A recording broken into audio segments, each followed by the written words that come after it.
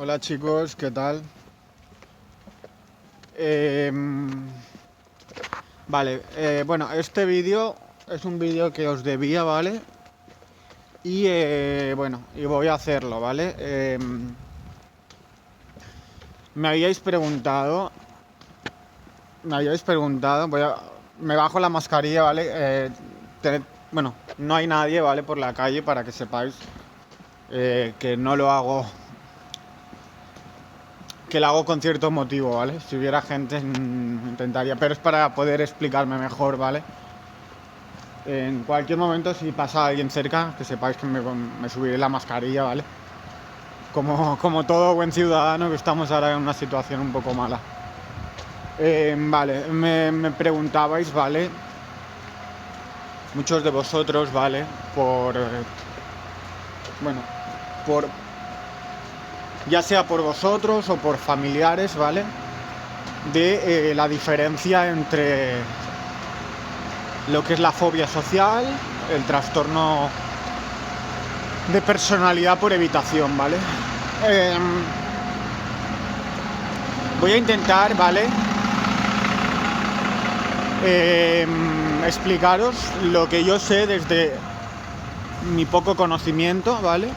Y desde lo que yo he sentido y lo que he vivido, ¿vale? Antes de nada, dejar claro que siempre os tiene que tratar, os tiene que diagnosticar un profesional, ¿vale? Por mucho que vosotros os sintáis identificados con una enfermedad, con un trastorno, Nosotros no sois profesionales, no sois médicos, no vais a vosotros no podéis autodiagnosticaros porque sí, porque no tenéis los conocimientos para ello, ¿vale? Y es muy fácil identificarse con algo, pero no por ello quiere decir que tú sufras de eso, ¿vale? Porque para poder sufrir de algo, de una enfermedad, tienes que cumplir, no tienes que sentirte identificado con una o dos cosas. Es mucho más complejo que eso, ¿vale? Y necesitas un tratamiento muy de larga duración, ¿vale? Entonces, dicho esto, con lo que yo diga no quiero que os sirva para decir, bueno, pues ya sé lo que tengo, o gracias a Adri, ya sé lo que tengo, o ya sé lo que tiene tal persona. No, ¿vale? Además, que vuelvo a decir lo mismo, yo no soy un profesional y lo que yo sé seguramente puede que no esté bien explicado, le falten no esté no sé, no sea la mejor forma de explicarlo y como digo, si de verdad queréis salir de dudas o tal, lo mejor es que siempre habléis con un profesional. Vale, entonces os comento, ¿vale? A ver, de lo que hablamos de fobia social, trastorno de personalidad por evitación, ¿vale? Partimos de una cosa, ¿vale?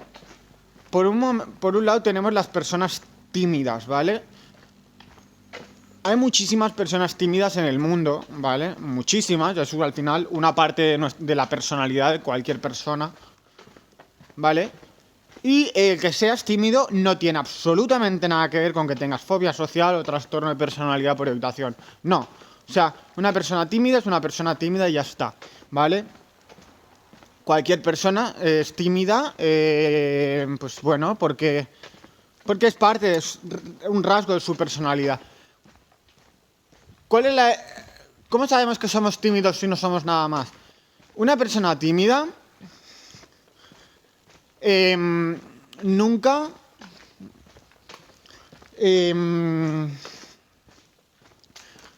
una persona tímida se acepta ella misma, es decir, sabe que es una persona que, bueno, que no es muy abierta, que le cuesta abrirse a las personas, pero no sufre por ello. Es decir, es parte de su personalidad. Ella es así, se acepta como es, porque sabe que es así, ¿vale? Yo cuando era pequeño era muy tímido, ¿vale? Pero nunca sufrí por ello, nunca. Es decir, yo, pues me costaba, me ponías nuevas personas y me costaba hablar, pero nunca sufría por ello. Es decir, hablaba, pero no me... Estaba bien conmigo mismo, estaba relajado. Es decir, te aceptas a ti mismo, sabes cómo eres y vives bien por ello, no sufres. Porque tú eres como eres y ya está, no hay más, ¿vale?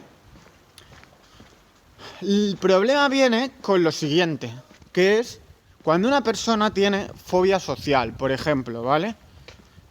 La fobia social es algo que ya no es algo propio de tu personalidad. Es decir, es un cambio en tu personalidad, ¿vale? Que se ha dado debido a un acontecimiento, ¿vale? Que ha podido pasar en tu vida, como puede ser bullying, ¿vale? Como en mi caso pasó bullying, acoso escolar, siendo tímido. Esa es otra. El hecho de que seas tímido no quiere decir que tengas fobia social o trastorno, pero sí que es verdad que las personas tímidas tienen más posibilidades de sufrir de fobia social o un trastorno de la personalidad. ¿Por qué? Porque son personas más proclives a sufrir ciertas situaciones, ¿no? Porque al final, por ejemplo, el bullying no se le va a hacer bullying a una persona que tiene un carácter fuerte, ¿no? No suele pasar de eso. No, puede ser, pero no suele darse más a personas tímidas, ¿vale? En las cuales las personas que hacen acoso escolar sacan todas sus frustraciones y las pagan con el débil, ¿no? ¿Vale? Entonces, bueno, pues sí que las personas tímidas son más proclives, pero no tiene nada que ver, ¿eh? Puedes ser una persona tímida y no tener ningún trastorno o ninguna fobia social. Como digo, la fobia social se suele dar cuando hay un acontecimiento en la vida que marca a esa persona, marca el carácter de esa persona.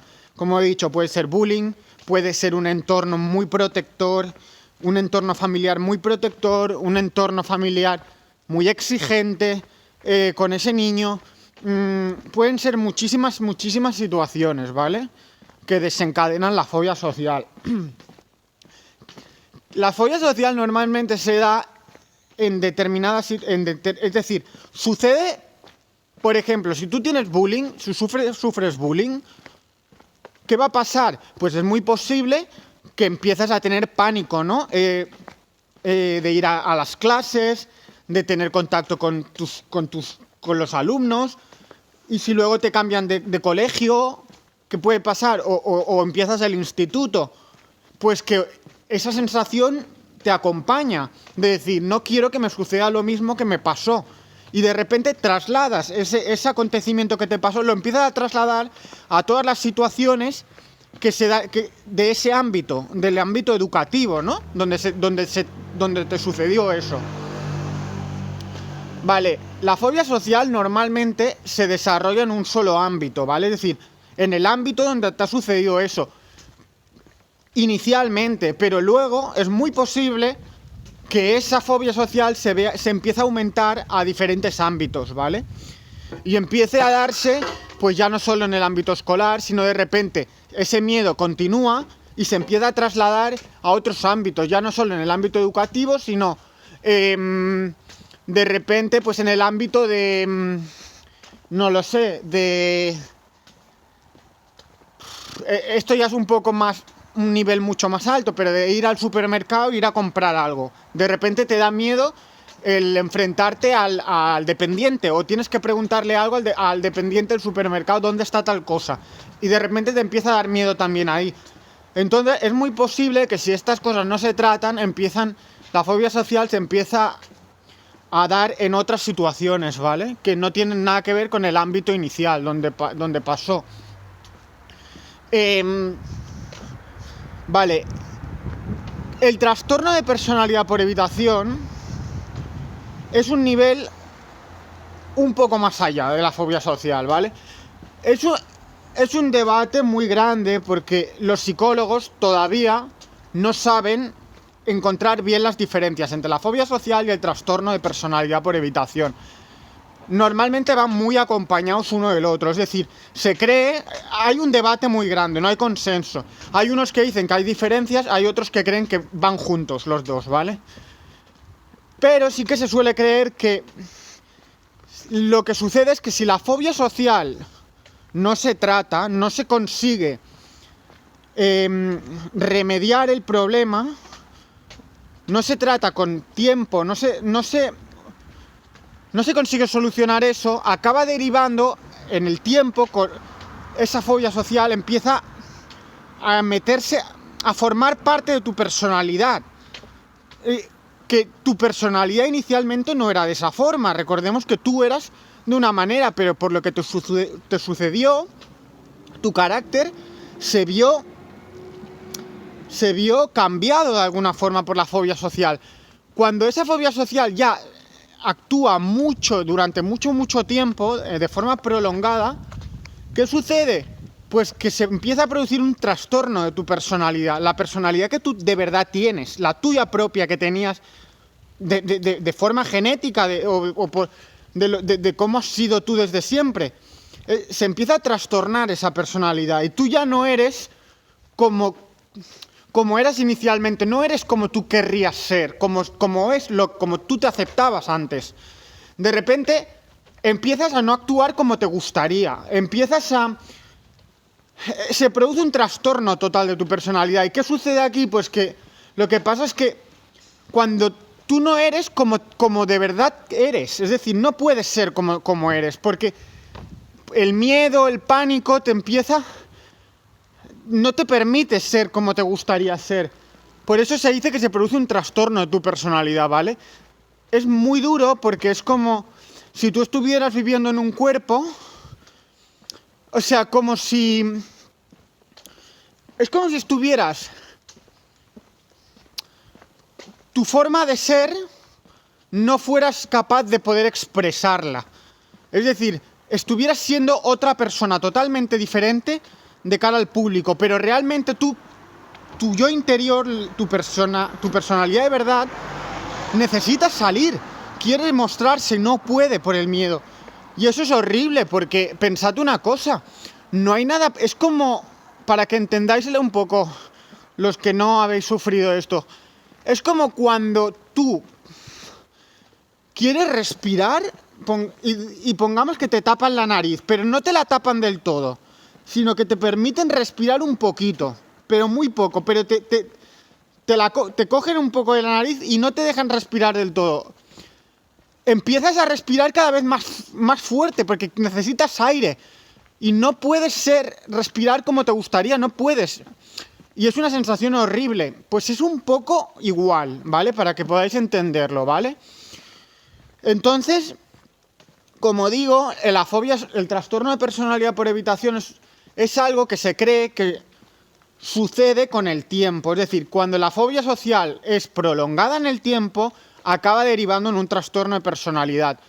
Y ahí ya es más difícil de tratar, ¿vale? Es decir, si se puede, siempre es muchísimo mejor poder tratar la fobia social que el trastorno de personalidad por evitación, ¿vale? Entonces, bueno, espero que se haya quedado un poco claras las diferencias. Y luego me gustaría explicaros un poco también, ¿vale? El hecho de que...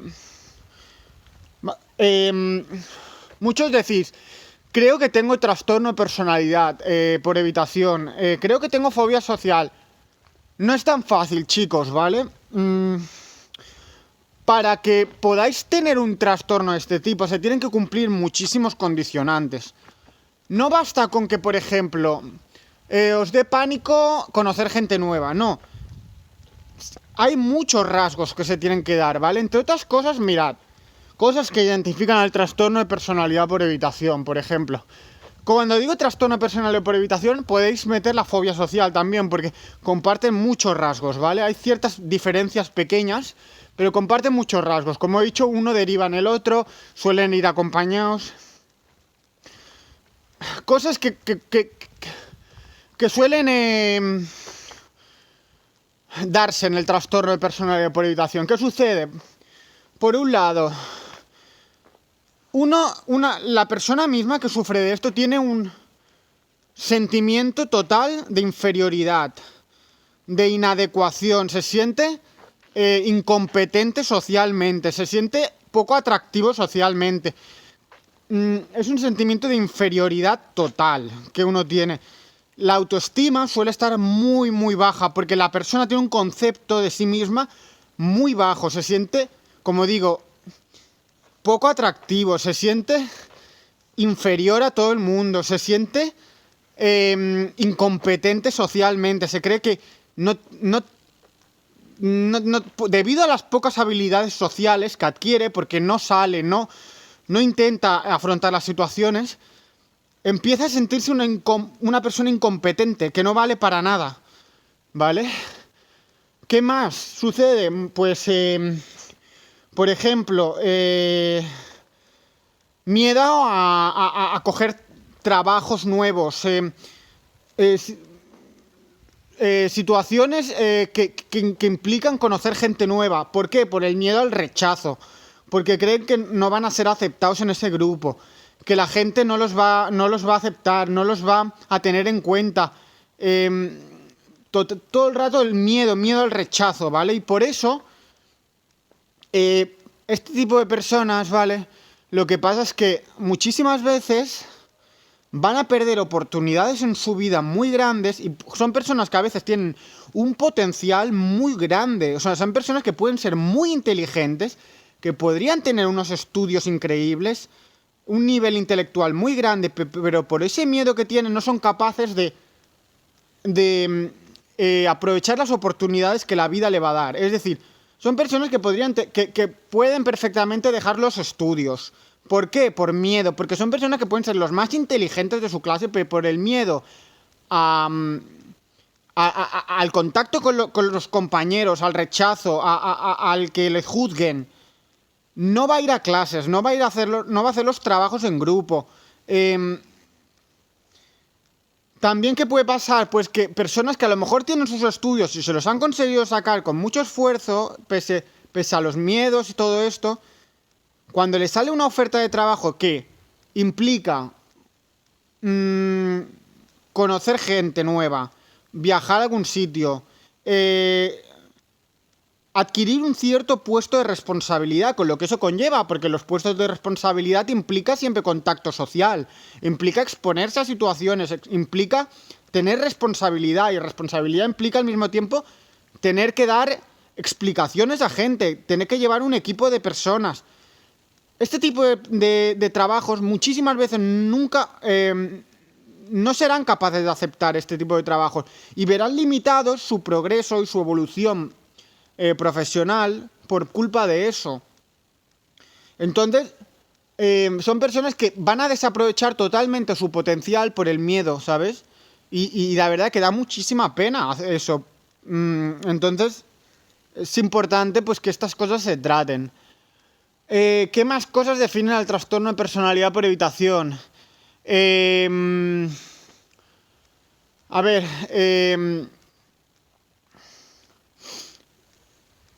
¿qué más?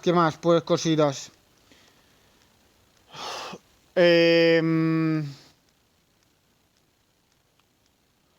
Como he dicho, son personas que al mismo tiempo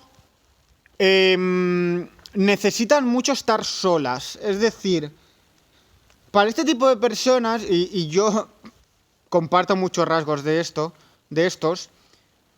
el hecho de tener que estar en contacto social con mucha gente a lo largo del día, se empiezan a sentir exhaustos. Es decir, mentalmente estas personas, tened en cuenta que una persona normal habla con alguien y es algo natural para esa persona. Está hablando tranquilamente y ya está. Pero para una persona que tiene este tipo de problema, en su cabeza está trabajando a 1000 por hora. Es decir, no está relajado, está gastando mucha energía pensando. Está pensando, mientras habla con esa persona, antes de hablar, después de hablar. Antes de hablar estará pensando, ¿le hablo o no le hablo? ¿Me está mirando mal? Creo que me mira mal, no sé si hablarle. Ahora, me acerco, ahora me mira mejor. Me acerco ahora, ahora no me mira bien. Mejor no le hablo, mejor otro día. Hoy tengo miedo de que... Constantemente. Mientras habla, en vez de estar pensando lo que le dirá, estará pensando, no me ha mirado bien, creo que no le ha gustado lo que he dicho, creo que lo estoy haciendo muy mal, me están mirando mal. Después de hablar con él, lo he hecho fatal, y seguramente no lo he hecho mal, pero está diciendo, lo he hecho fatal, ya no le caeré bien, ya no me hablará.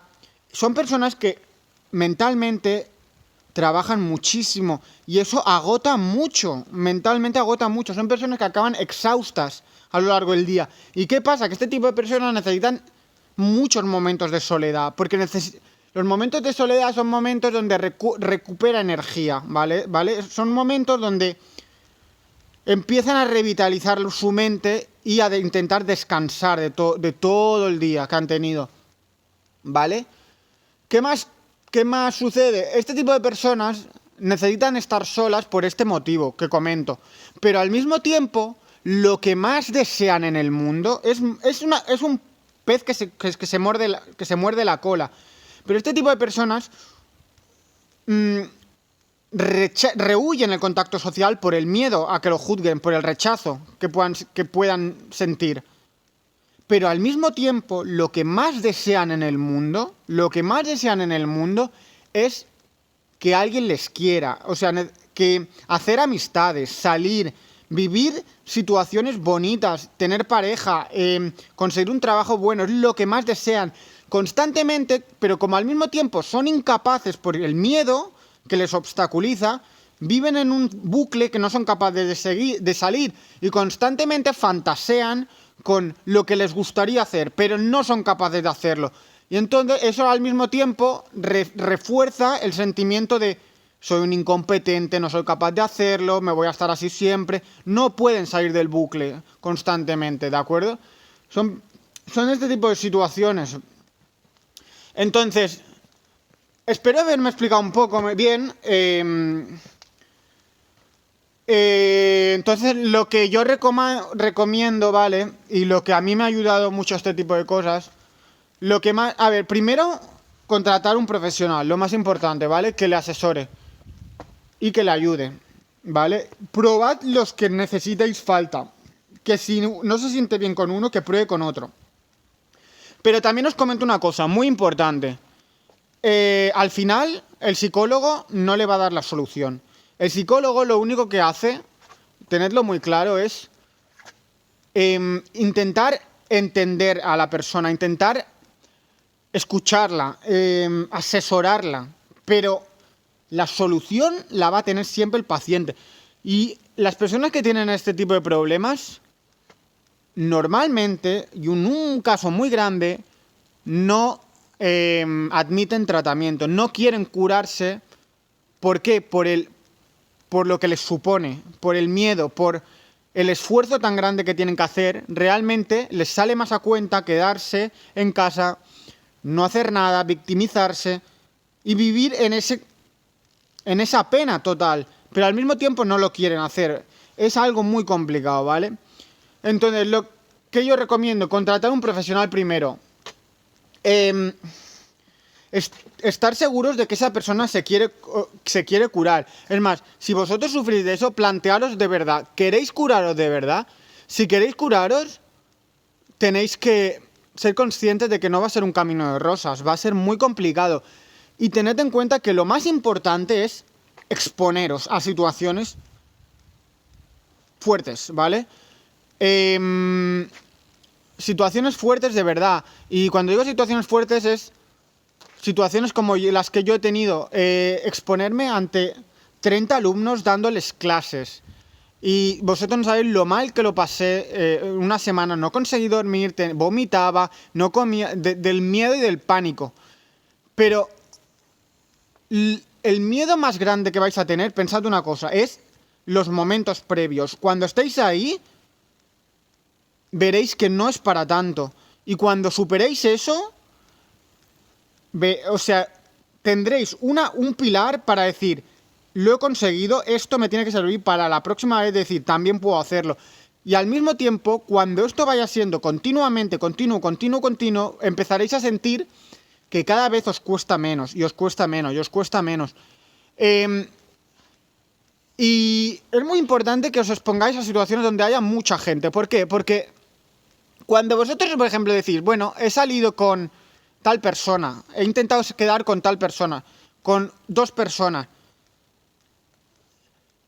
El miedo a ser juzgado y a ser criticado, a ser rechazado, es mucho más grande cuando tenéis igual 30 personas. Cuando son grupos grandes, o un grupo de 5 personas, 6. Porque es más fácil que os rechacen cuando hay 5 o 6 personas que cuando hay 1 o 2. ¿Vale? Entonces, es importante que siempre las situaciones que os expongáis sean con mucha gente. Ya sea apuntaos a cursos, cursos que impliquen contacto social, hablar con gente, actividades de movimiento, de hablar. Buscad todo este tipo de situaciones. Apuntaos clases, por ejemplo, hay actividades de gente que queda aquí en Barcelona de grupos que no se conocen para practicar idiomas y no se conocen de nada. Esto es una situación muy buena para poder haceroslo. Cosas de este tipo, ¿vale? Como digo, es una lucha continua que vais a tener, ¿vale? Muy posiblemente a lo largo de vuestra vida. Pero la vida nunca fue fácil, chicos, ¿sabes? Y quiero demostraros con mi ejemplo que se puede y yo me lo he demostrado. Como os he dicho, he estado dando clases a alumnos desde los 11 a los 16 años y bueno, es verdad que son situaciones donde tienes cierto control y está todo un poco programado. Por eso yo siempre que iba a las clases intentaba no prepararme las clases del todo, porque quería que todo fuera natural, espontáneo. Cuando está todo programado, es mucho más fácil, ¿vale?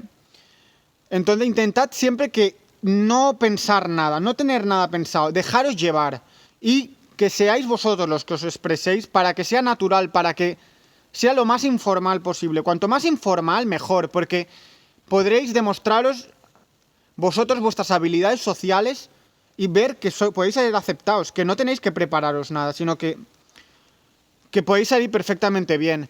Y nada, y al mismo tiempo yo estoy intentando quedar con Erasmus, como sabéis, he quedado con varias personas ya, y con mi amigo. Y nada, que espero que os haya quedado bien el vídeo claro, ¿vale? Y nos vemos en el próximo, chicos.